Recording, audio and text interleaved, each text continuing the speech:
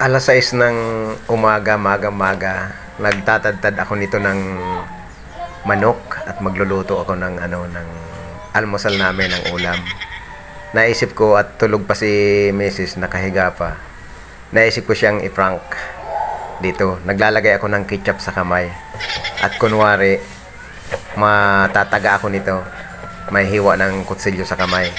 Kaya naglagay ako ng ketchup. Ayan. Panoorin nyo mga idol ang ang mangyayari, kung anong reaction dito ni Mrs.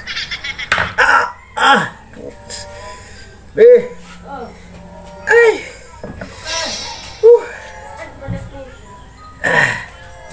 No!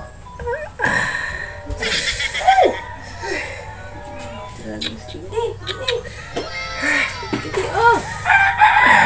Hindi na! Kasi!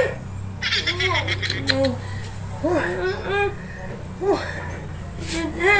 Aray! Hindi mo, oh! Hindi, oh! Hugasan mo!